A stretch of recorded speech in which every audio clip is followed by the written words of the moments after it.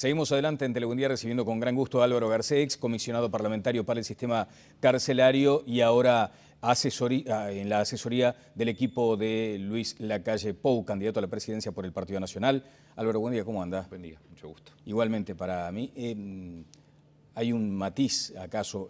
Usted renunció a su cargo como comisionado parlamentario. No es que suspenda su actividad hasta tanto sepa el resultado. No, desde luego es una renuncia. Lo que ocurre es que es necesario la reunión de la Asamblea General para proveer una encargatura de despacho mientras se recorre el procedimiento para la elección de un nuevo titular, lo cual iba a pasar en unos meses porque ya estaba sobre la finalización del segundo periodo sin posibilidad legal de una nueva reelección. Bien, en el mientras tanto, ¿quién asume esa alta responsabilidad? Existe un compromiso personal que asumí frente al presidente de la Asamblea General y por intermedio de él ante todos los integrantes del Parlamento de la continuidad de la actividad de la oficina, que está realizando las visitas de la misma manera. Las visitas están además ya programadas hasta fin de año y sería incluso posible extender un cronograma hasta el 16 de febrero, cuando se reinicie la actividad parlamentaria. Por lo tanto, la actividad no se interrumpe y hemos querido, al mismo tiempo de presentar la renuncia, ser parte también de la solución a ese problema práctico. Bien, estuvo en el debate, en el Ateneo, así se ha denominado. Sí, efectivamente estuvimos acompañando allí al doctor Lacalle Pou. Cuando se trató el asunto seguridad, usted se acerca a Lacalle Pou a asesorarlo. ¿Puede en alguna forma publicitar lo que en aquel momento le aconsejó al candidato? Repasamos entre los dos los puntos prioritarios de una agenda. En brevísimo tiempo, ¿no? Es un lapso donde usted tiene que concentrar y apuntar. Los titulares de lo que se había hecho hincapié durante la mañana, que a su vez constituye un reflejo de lo que está planteado en la agenda de gobierno y con los destaques, con las prioridades que resultan de la actividad de este grupo de trabajo en materia de seguridad. A ver esos titulares, Álvaro. Tal como lo destacó muy bien el doctor Lacalle Pou, hay un compromiso de obtener resultados en un término que es razonable, es responsable además decir que en el término de un año se pueden obtener resultados. En el segundo bloque, en el bloque de economía, el doctor Lacalle Pou dijo que había que ser muy medido, muy responsable en las promesas y en los anuncios. Esto no es contradictorio, por el contrario, con el anuncio de que van a haber cambios durante el primer año de la gestión. Esos cambios tienen que ver no solo con cuestiones organizativas, con cuestiones que se relacionan directamente con la cadena de mando, sino que también probablemente incluyan, eso habrá que verlo, el análisis de un ajuste por vía legal. Habrá que ver si no es necesario adelantar la disponibilidad de fondos presupuestales sin esperar al 1 de enero de 2016. Esto no equivale a decir que se va a promover una ley en ese sentido, sino que se va a estudiar la posibilidad. Adelantar 6 meses la disponibilidad de ciertos rubros, por ejemplo, para la aplicación de tecnología, es un tiempo precioso. ¿Una ley de urgente consideración? Podría serlo, reitero que es, en todo caso, una posibilidad. Una hipótesis, si fuera necesario. Bien. Cuando se habla de la salud de la democracia, muchas veces se señala que no es que la gente esté enojada con, sino en democracia, por aquello de las expectativas que se generan sobre el sistema. Y allí es donde uno se pregunta cuál es la responsabilidad que le cabe al sistema político o a la clase política cuando emite estas valoraciones, cuando genera una expectativa muy potente, que me digan a mí que van a solucionar grandes temas de seguridad en un año. El matiz.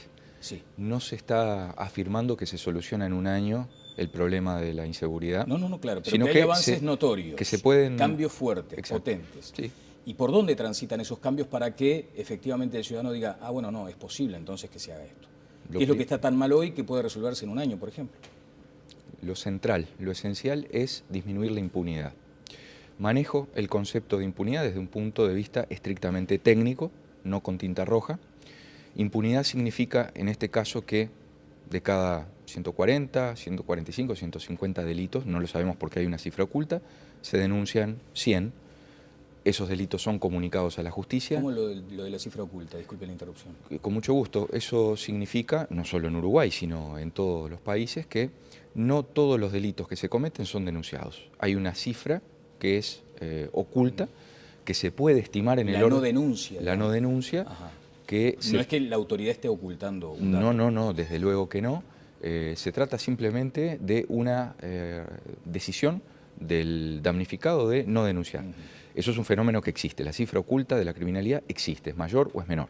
¿En cuánto se puede estimar? Tal vez en un 40, 45, 50%. Por eso decíamos, hablando en términos redondos, pueden ser cada 145 delitos que se denuncien 100. ¿Cuántos son efectivamente condenados? 6 a 7. Hay allí entonces una cifra que no se denuncia y hay otra cantidad que es comunicada a la justicia pero que no obtiene una respuesta penal.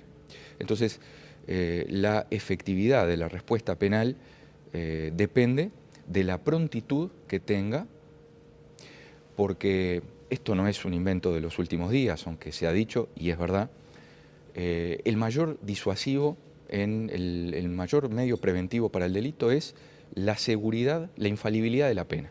Esto es un capítulo de un clásico que es el Tratado de los Delitos y de las Penas, que fue escrito hace 250 años y donde por primera vez se sostuvo que no es la atrocidad ni la crueldad de las penas lo que constituye un verdadero remedio y un freno al delito, sino instalar fuertemente la sensación de que cada vez que hay un delito habrá una respuesta efectiva.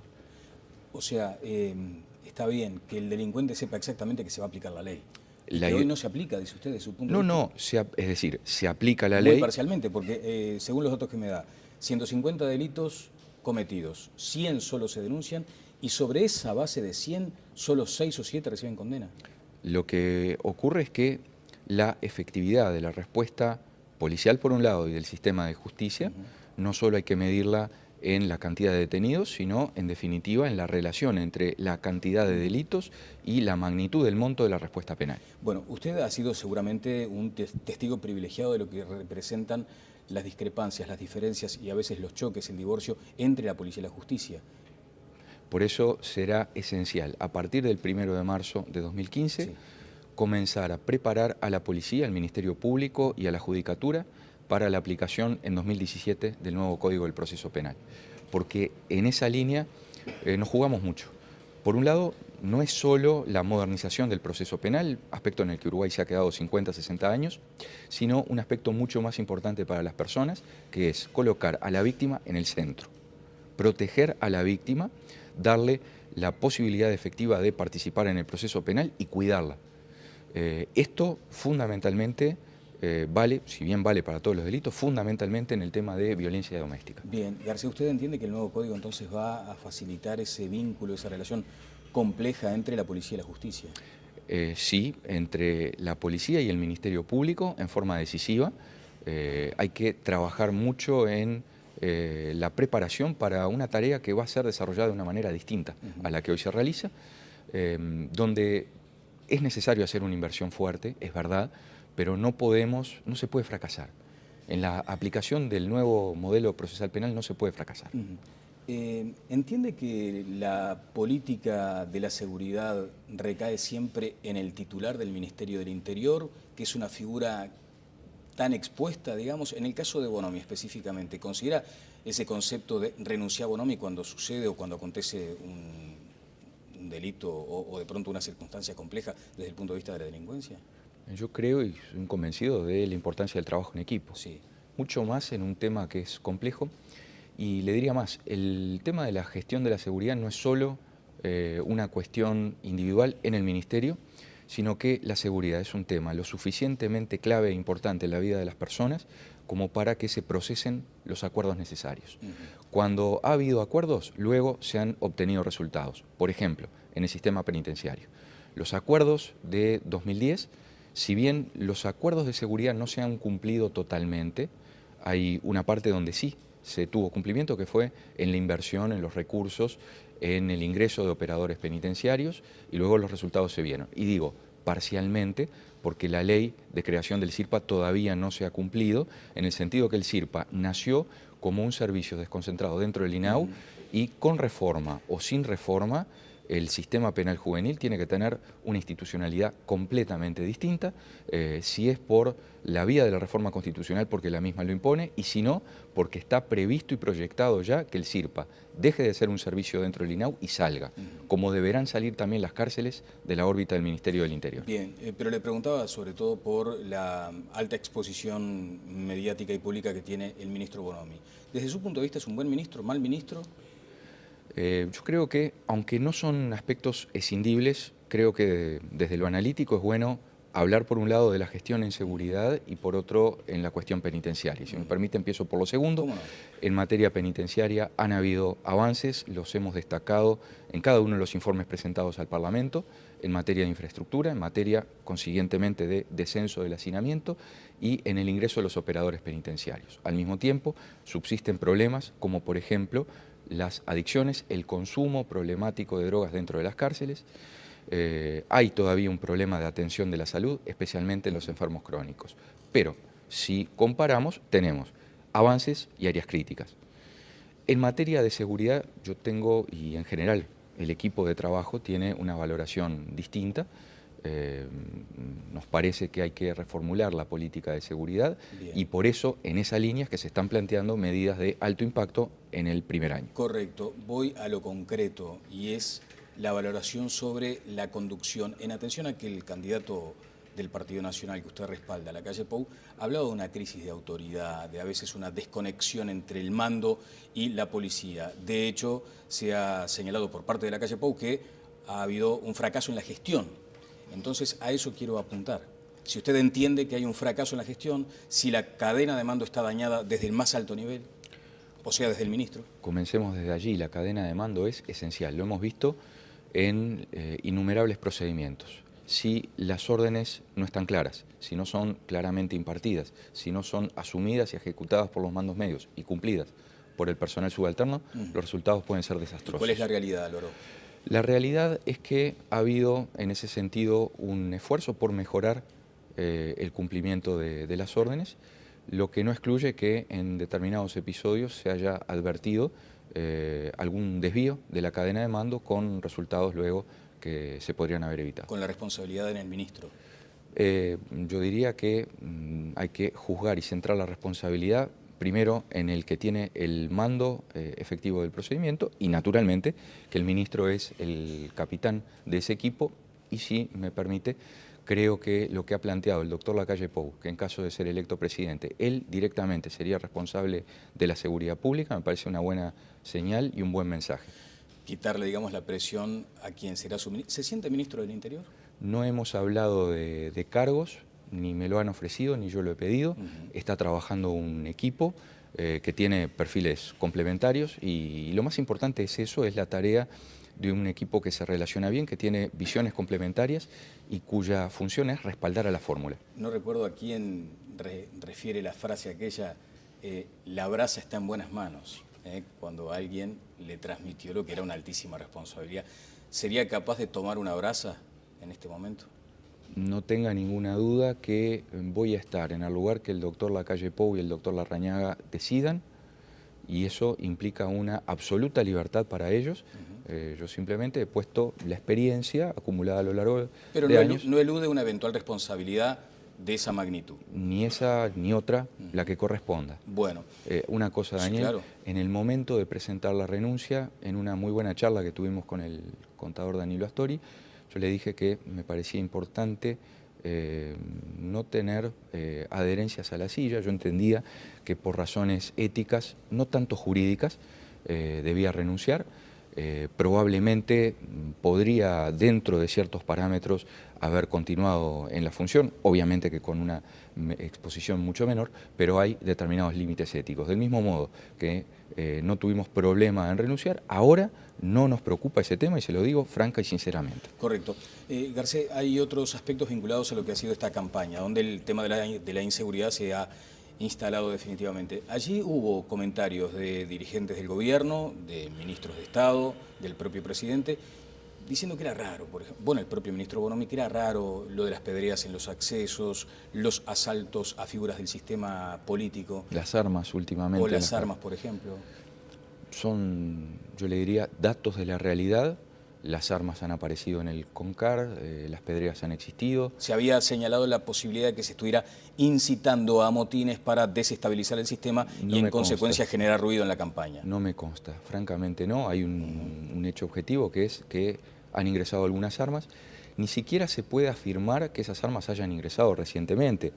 Si ingresaron recientemente sería un tema de altísima preocupación porque se ha invertido en tecnología y porque los escáneres detectan fácilmente los metales. Entonces allí, forzosamente, la hipótesis central es un acto de corrupción. Pero si no, lo que puede haber ocurrido es que del arsenal que había hace un tiempo en el CONCAR hayan quedado guardadas esas armas. Yo creo que ese es un escenario posible, pero no sé si el más realista, por una razón. Las armas estaban escondidas en módulos que fueron destruidos por motines y que fueron reconstruidos. Y entonces las armas aparecieron en su inmensa mayoría allí. Estaban escondidas, muy bien escondidas, pero fueron apareciendo, decenas. Francamente no sé cuál es el origen, pero no me consta que haya una intencionalidad detrás de eso. Tan solo es una interpretación. La corrupción policial. La salud de la institución policial es clave para la democracia y para el Estado de Derecho. ¿Y el estado actual de cosas? Se han dado algunas señales que hemos destacado en el sentido de actuar, por ejemplo, en el caso de cárceles, con firmeza frente a hechos de corrupción. ¿Es allí donde se advierten los mayores casos de corrupción? No necesariamente. Las cárceles han sido históricamente lugares muy ocultos y por ende propicios para la proliferación de estas cosas. Pero la corrupción no existe solo en las cárceles, solo en el Estado, existe en la sociedad, a veces a nivel privado. Es fundamental dar un mensaje absolutamente claro desde arriba a todo el personal, que los que sean traidores y no merezcan llevar el uniforme no pueden estar en la fila, sobre todo por sus propios compañeros, porque un hecho de corrupción puede implicar la vulneración de derechos humanos. Por ejemplo, cuando se roba la comida se genera una vulneración de derechos, pero hay una cosa mucho más grave, que es cuando se permite ingresar un arma y un arma llega a manos de quien ya ha matado a un policía o se ha tiroteado con policías. Eso es tremendo desde el punto de vista de lo que debe ser el cuidado de la espalda del compañero. Bueno, que hubo además algunos incidentes, algunos episodios que pusieron bajo riesgo a policías. Bajo riesgo y lamentablemente en el caso del agente Pintos de Rivera, en abril del año 2012, exacto, la muerte. Por eso, Daniel, digo que hay que ser absolutamente inflexible con la corrupción e instalar la idea que quien no merezca llevar el uniforme será apartado de la fila. El gobierno también ha adjudicado los actuales índices de violencia o de inseguridad a los 3.000 presos que han sido liberados en este tiempo. Primero, ¿cuál es su consideración respecto a los sistemas actuales de liberación de presos?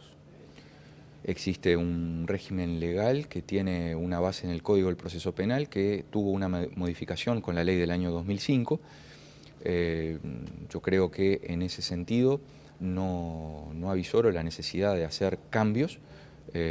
Sí, en todo caso es indispensable tener un proceso de diagnóstico, clasificación y tratamiento a lo largo de todo el periodo de privación de libertad, pensando que la persona que hoy está encarcelada va a ser el futuro liberado. Y eso después tiene que tener una clara expresión en el momento de la consideración de la libertad anticipada. ¿Desde qué lugar observó la polémica que se generó en torno a la postura de la calle Pou y la respuesta de Pedro Bordaberry respecto a la liberación anticipada de reclusos? El doctor Lacalle Pou dijo dos cosas que no solo no son antagónicas, sino que son complementarias. Él dijo, por un lado, vamos a potenciar los sistemas de reclusión abierta en confianza, las chacras. Hoy la cantidad de personas que están en esas condiciones sin generar una crisis de seguridad es aproximadamente un 4 o un 5%. Países muy avanzados como Finlandia, Noruega, tienen hasta un 12 o un 15%. Gradualmente se puede aumentar la cantidad de personas que están en esas chacras, en esos sistemas abiertos de reclusión, que si son adecuadamente seleccionadas, después se puede advertir empíricamente que son los que menos reinciden. Por otro lado, lo que también planteó el doctor Lacalle Pou es fortalecer la aplicación de las medidas sustitutivas de la prisión preventiva. La ley de 2004 ha tenido un comienzo de aplicación en los últimos años. Para eso, para que se continúe en esa senda, para que se difunda a nivel nacional, que no sea solo una cuestión metropolitana, hay que darle soporte, respaldo administrativo a los jueces y a los fiscales. En este sentido, Daniel, no puede ser que el mandar procesado sin prisión a la casa con prisión domiciliaria a una persona sea un acto de fe. Tiene que haber un control. Ese control se está empezando a hacer, pero hay que generalizarlo, se requiere más personal, más capacitación del mismo y más tecnología, las tobilleras. Las tobilleras, si me permite voy a hablar de eso un poquito más adelante. En una frase, en un título, ¿en qué se diferencia la postura de la calle Pou con la que en su momento asumió el ministro José Díaz? No está planteado directa ni indirectamente la posibilidad de una liberación anticipada como se hizo excepcionalmente en el año 2005. Y no está planteado porque las circunstancias son diferentes y ni siquiera fue conversado el tema. Lo que se dijo fue, apostemos a fortalecer las unidades de reclusión abierta porque dan un buen resultado desde el punto de vista de la inserción de ese futuro liberado, potenciemos las medidas sustitutivas de la prisión preventiva. Ni directa ni indirectamente se planteó una solución similar a la del 2005. Bien, si me permite, Álvaro, voy a leer algunas cuestiones sobre discrepancias en temas sensibles. Una aparente contradicción entre la rendición de cuentas que envía el Poder Ejecutivo al Parlamento y las cifras del Ministerio del Interior sobre índices de reincidencia. Sí. Gira en torno al 59%, sostiene la autoridad ministerial. Usted cree que es algo más, que llega al 60%. Bonomi dice que está en 50 y algo. ¿Por qué esta diferencia? Probablemente por criterios estadísticos de medición, de otra manera no se puede entender. Yo en ese sentido no tengo ninguna duda que han habido medidas tendientes a abatir la reincidencia. Cito al respecto los convenios que ha hecho el Patronato de Encarcelados y Liberados con entidades públicas y privadas, que ha habido probablemente un descenso de la reincidencia, sí, no creo francamente que eso esté por debajo del 60%. En todo caso hay que seguir trabajando porque eso tiene un impacto central y directo en la seguridad humana. Allí hay una diferencia con el ministro Bonomi entonces. Sí, como lo hay, pero no es dramático, a ver, lo hay también en materia de lectura de los avances en el descenso del hacinamiento. A ver. El Ministerio ha dicho últimamente que la densidad general, es decir, la relación entre personas y plazas, los que están y los que se pueden tener privados de libertad, es del 106%. Nosotros, que en los últimos 10 años hemos realizado un seguimiento permanente de las plazas, los avances que se han hecho, entendemos que está todavía por encima del 120%, pero que esto es una cifra claramente mejor que el 145 que se tenía hace un tiempo, lo cual no excluye que en algunos escenarios concretos, en algunas cárceles, todavía existan densidades superiores al 250%. Bueno, ya hay dos elementos de discrepancia. ¿Polemizaría, digamos, iría a un debate con el ministro Bonomi? Yo creo que sería muy importante para la ciudadanía. En estos días que restan para el 26 de octubre, creo que es bueno que se hable mucho de la seguridad, de las propuestas, que queden claras no solo las diferencias, sino también coincidencias que puedan haber, perfilando futuros acuerdos, y puede contar conmigo para eso. ¿Quiere debatir con Bonomi? Yo acepto y encantado, por supuesto. Bueno, se lo vamos a trasladar al ministro como corresponde. Las tobilleras, las mencionó, y hay quienes entienden que por allí podría ir una solución respecto a la persona que sale libre y que podría ser mucho más controlada. Depende, sí, libre. Libre porque fue procesado sin prisión y está procesado. Bueno, ese es otro dato, claro. Sí, sin duda. Libre porque obtuvo la libertad anticipada, sí, se puede entender que sí.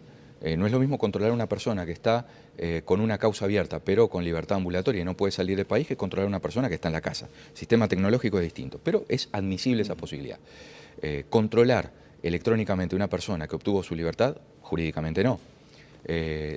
Poner a disposición de las víctimas como medio de prevención la tecnología, fundamentalmente en violencia doméstica, 3 veces sí. Y todo lo que se haga al respecto para proteger a las víctimas y a los denunciantes siempre será poco. Usted mencionaba al pasar, ¿por qué tanta cantidad de gente sin condena? ¿Cuál es el dato que maneja usted, además? Claramente hay una cuestión que nace en la cifra oculta, en el delito que no se denuncia, luego tiene que ver y se traslada con la efectividad en la percepción de la prueba, y finalmente hay un problema estructural. Pero digo en la cárcel, el que está recluido sin condena. Sí, claro. Y después, de los que se procesan, existe otro problema que es la proporción de los que están procesados y los que están condenados. Sí. La proporción de procesados es altísima y esto nos remite directamente a lo que hablábamos hace un rato, el Código del Proceso Penal. Tenemos niveles, por un lado, de aplicación de la prisión preventiva y plazos de duración en algunos juicios que exceden lo razonable, lo cual ha sido tema de observación por organismos internacionales como el Comité de Derechos Humanos y la Corte Interamericana de Derechos Humanos. Hablemos del procedimiento policial. ¿La ley orgánica policial desde su punto de vista merece alguna revisión? Sí, sin duda. ¿En qué aspectos? Bueno, la ley actual es de 1971, en otro momento, responde a otra concepción, por lo tanto, sí consideramos, y lo hemos hablado muy a fondo en el grupo de trabajo sobre seguridad, que es indispensable la reforma de la ley orgánica policial. Esto naturalmente no implica suscribir la propuesta concreta que está a estudio del Parlamento desde 2012. Creo que este será un tema muy importante que deberá tratar la próxima legislatura. ¿Y cuál flanco es el que se debe fortalecer con este cambio? Sin duda la profesionalización de la policía. Si bien debe haber un control político, la policía tiene que tender cada vez más a su mejora, su capacitación, su dignificación y sobre todo la profesionalización. Lo que implica, mantener la independencia en determinados aspectos, la independencia técnica y funcional. Mejorar los niveles de reclutamiento, digamos, o los criterios para reclutar. Eso es esencial. ¿Hay gente que entra por descarte a la policía hoy? En una época cuando los salarios estaban absolutamente sumergidos y al respecto es necesario continuar el proceso de mejora salarial. Ayer lo hablábamos con Azucena Arbeleche, si hay margen como para ello, y ella me decía que sin duda sí, que hay que hacer determinadas excepciones y priorizar. Hablaba de los maestros, de los policías. ¿Se va a seguir con esta tendencia, digamos? Sin duda para mejorar, hacer más atractiva la carrera policial, lo que permitirá acceder a mayores niveles de calificación. Yo creo que hay una doble tarea. Por un lado, la necesidad de obtener personal más calificado en el momento de entrar, y eso tiene que ver directamente con lo atractivo que puede hacer la carrera policial, y por otra parte, la mejora y la capacitación del personal actual. Eso es un aspecto clave, y se lo digo como docente de la Escuela Nacional de Policía, que he participado en la promoción de las últimas 7 tandas de cadetes y en las 3 de oficiales superiores. Es clave eso, para el compromiso de la policía con valores democráticos, con el apego al cumplimiento de la ley, en cuestiones de principios como la verticalidad, la jerarquía y desde el punto de vista del personal subalterno, la obediencia. Y en ese sentido, lo que se está haciendo de capacitar a algunas personas en el exterior, algunos oficiales, sobre todo los jóvenes, los que piden cancha, a muchos de los cuales los conozco y los valoro como ex profesor de ellos, me parece una buena idea. Creo que habría que ampliarla y eventualmente habría que pensar sobre todo cuál debe ser la mejor fuente de cooperación. ¿Hay resabios de indisciplina o de desobediencia hacia el mando civil en la policía? Hacia el mando, en algunos casos hemos visto que, como decíamos hace un rato, que ha habido algún apartamiento de la línea en algún procedimiento con resultados que se podrían haber evitado. Sobre todo, mire, lo que hay... Pero resistencia al mando del ministro. Yo lo que veo es que hay todavía enquistadas algunas malas prácticas que hay que borrar definitivamente. A ver, ¿cuáles? Bueno, en cárceles un estilo de trabajo que va quedando cada vez más rezagado, que tiene que ver con... el estrato. Sí, el equilibrio que hay que tener en el uso de la fuerza. Equilibrio es cumplimiento de la ley. Y el mismo concepto, ayer lo decía muy bien el doctor Lacalle Pou, ir hasta donde se pueda, exactamente hasta el límite que marque la Constitución y la ley. Y en ese sentido es muy importante dar una señal en el sentido, todo dentro de la Constitución y la ley, quien da un paso más se coloca él mismo, solo, objetivamente, en una situación de riesgo. Es decir, respaldar a los buenos, que por suerte son la mayoría. Bueno, no nos queda mucho tiempo, lamentablemente, porque hay muchos asuntos para tratar, pero hay un aspecto que a veces se plantea y es ese dilema aparente que tiene la izquierda al mando del Instituto Policial como para ir directo a la represión. ¿Usted, desde su lugar, ha observado que se plantea esa dificultad? En algún momento en el periodo anterior yo vi esa cuestión, sobre todo, yo creo que hay que decir claramente que de las 5 fases del procedimiento policial no jugamos mucho, los ciudadanos, en lo que tiene que ver con la prevención y la disuasión.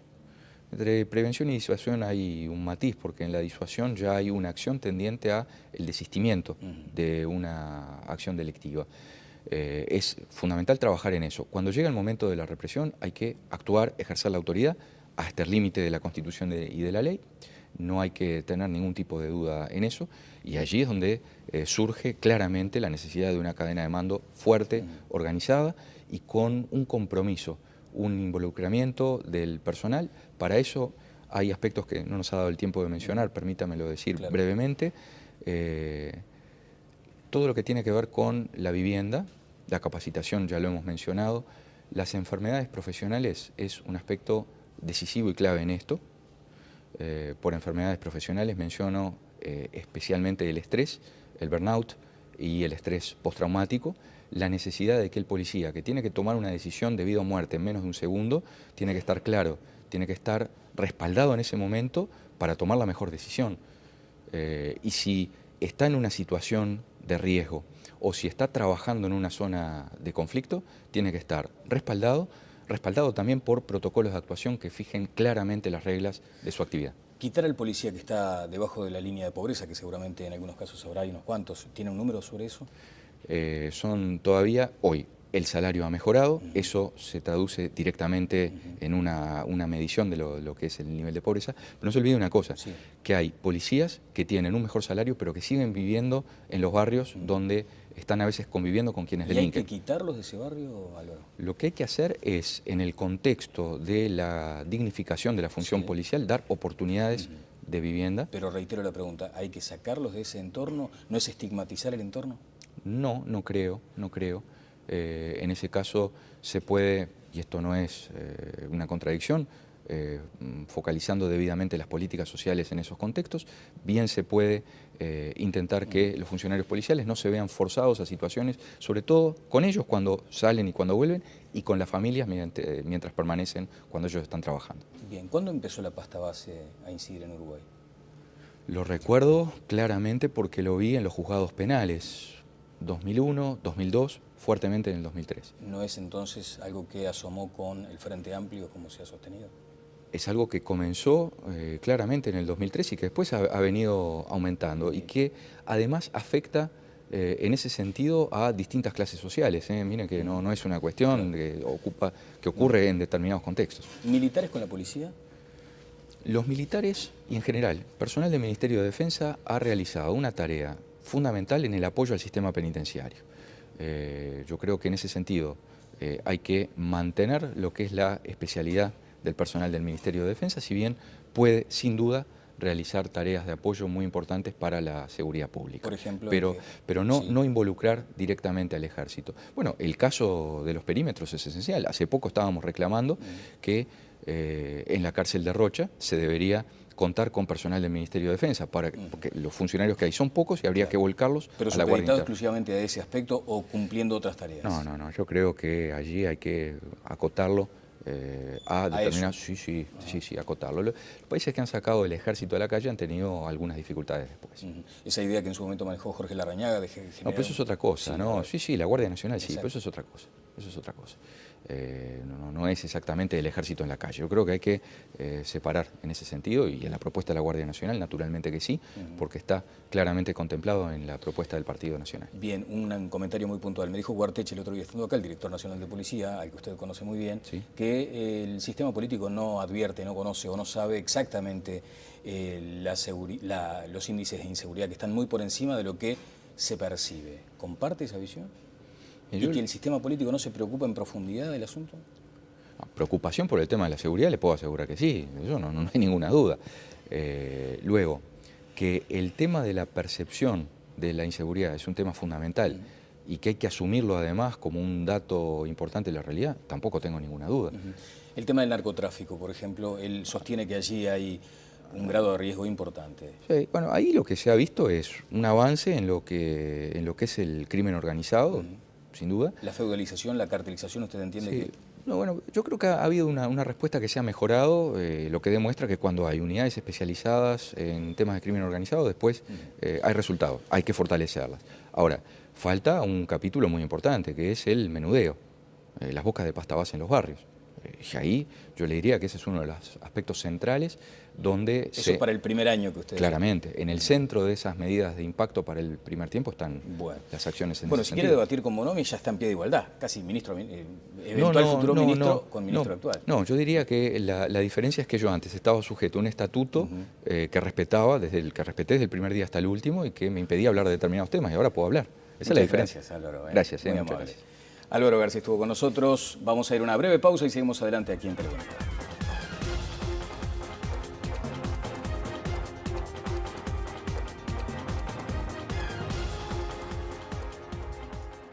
Cambios durante el primer año de la gestión.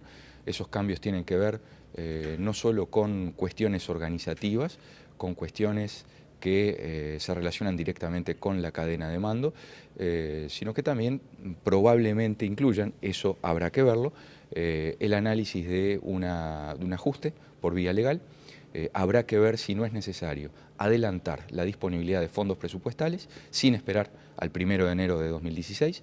Esto no equivale a decir que se va a promover una ley en ese sentido, sino que se va a estudiar la posibilidad. Adelantar 6 meses la disponibilidad de ciertos rubros, por ejemplo, para la aplicación de tecnología, es un tiempo precioso. ¿Una ley de urgente consideración?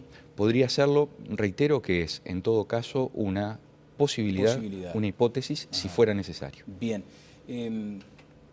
Cuando se habla de la salud de la democracia, muchas veces se señala que no es que la gente esté enojada con, sino en democracia, por aquello de las expectativas que se generan sobre el sistema.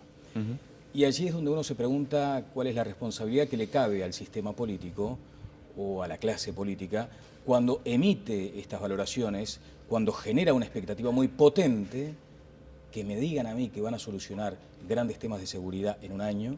El matiz. Sí. No se está afirmando que se soluciona en un año una cifra que no se denuncia y hay otra cantidad que es comunicada a la justicia pero que no obtiene una respuesta penal. Entonces, la efectividad de la respuesta penal depende de la prontitud que tenga, porque esto no es un invento de los últimos días, aunque se ha dicho, y es verdad, el mayor disuasivo, el mayor medio preventivo para el delito es la seguridad, la infalibilidad de la pena. Esto es un capítulo de un clásico que es el Tratado de los Delitos y de las Penas, que fue escrito hace 250 años y donde por primera vez se sostuvo que no es la atrocidad ni la crueldad de las penas lo que constituye un verdadero remedio y un freno al delito, sino instalar fuertemente la sensación de que cada vez que hay un delito habrá una respuesta efectiva. O sea, está bien que el delincuente sepa exactamente que se va a aplicar la ley.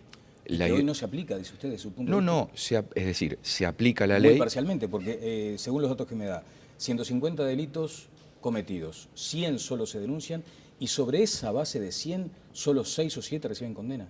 Lo que ocurre es que la efectividad de la respuesta policial por un lado y del sistema de justicia, no solo hay que medirla en la cantidad de detenidos, sino en definitiva en la relación entre la cantidad de delitos y hemos querido al mismo tiempo de presentar la renuncia ser parte también de la solución a ese problema práctico. Bien, estuvo en el debate, en el Ateneo, así se ha denominado. Sí, efectivamente estuvimos acompañando allí al doctor Lacalle Pou.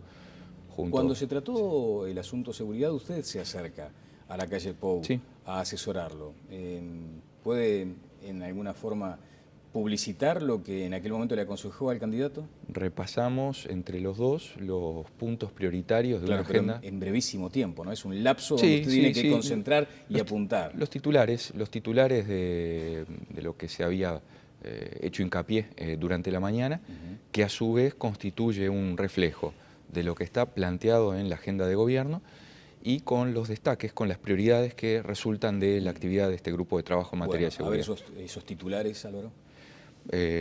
Tal como lo destacó muy bien el doctor Lacalle Pou, hay un compromiso de obtener resultados en un término que es razonable, es responsable además decir que en el término de un año se pueden obtener resultados.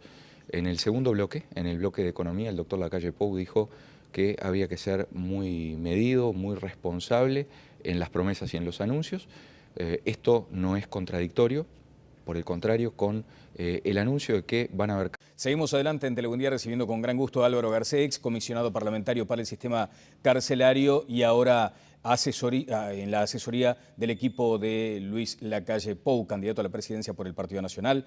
Álvaro, buen día, ¿cómo anda? Buen día, mucho gusto. Igualmente para mí. Hay un matiz, ¿acaso? Usted renunció a su cargo como comisionado parlamentario. No es que suspenda su actividad hasta tanto sepa el resultado. No, no, desde luego es una renuncia. Lo que ocurre es que es necesario la reunión de la Asamblea General para proveer una encargatura de despacho mientras se recorre el procedimiento para la elección de un nuevo titular, lo cual iba a pasar en unos meses, porque ya estaba sobre la finalización del segundo periodo, sin posibilidad legal de una nueva reelección. Bien, en el mientras tanto, ¿quién asume esa alta responsabilidad? Existe un compromiso personal que asumí frente al presidente de la Asamblea General y por intermedio de él ante todos los integrantes del Parlamento de la continuidad de la actividad de la oficina, que está realizando las visitas de la misma manera. Las visitas están además ya programadas hasta fin de año y sería incluso posible extender un cronograma hasta el 16 de febrero, cuando se reinicie la actividad parlamentaria. Por lo tanto, la actividad no se interrumpe. El problema de la inseguridad... No, claro, pero que hay avances notorios, que se pueden... cambios fuertes, exacto, potentes. Sí. ¿Y por dónde transitan esos cambios para que efectivamente el ciudadano diga, ah, bueno, no, es posible entonces que se haga esto? ¿Qué es lo que está tan mal hoy que puede resolverse en un año, por ejemplo? Lo central, lo esencial es disminuir la impunidad.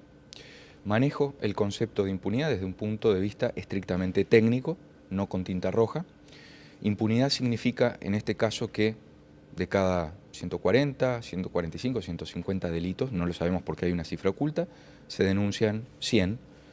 Esos delitos son comunicados a la justicia. ¿Cómo lo de la cifra oculta? Disculpe la interrupción. Con mucho gusto. Eso significa, no solo en Uruguay, sino en todos los países, que no todos los delitos que se cometen son denunciados. Hay una cifra que es oculta, que se puede estimar en el orden... La no denuncia. La no denuncia. Ajá. Que no es que la autoridad esté ocultando un dato. No, desde luego que no. Se trata simplemente de una decisión del damnificado de no denunciar. Eso es un fenómeno que existe. La cifra oculta de la criminalidad existe, es mayor o es menor. ¿En cuánto se puede estimar? Tal vez en un 40, 45, 50%. Por eso decíamos, hablando en términos redondos, pueden ser cada 145 delitos que se denuncien 100. ¿Cuántos son efectivamente condenados? 6 a 7. Hay allí entonces